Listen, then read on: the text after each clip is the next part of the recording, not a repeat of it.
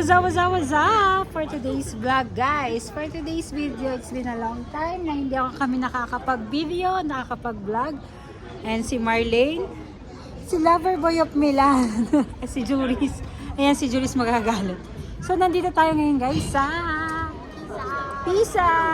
Ayan yung Leaning Tower. Ayan. Huwag siya nakikita.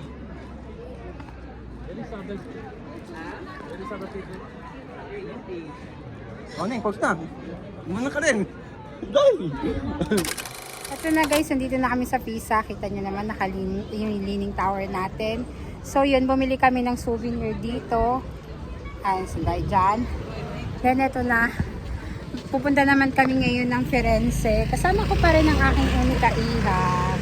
Ayan, ang napakaganda. Napakagandang si Marlene. And andyan si Juris. Excuse me, moment. Thanks. Ito lang talaga yung pinuntahan namin dito, guys. Yung Leaning Tower dito sa Pisa. Kita nyo, nakatagilid siya. Siyempre, sikat na sikat yan dito sa Italia. So, from Milan to Pisa, meron kaming 3 hours na biyahe. Kasi nag-stop over pa kami sa, sa autostrada. So, yeah.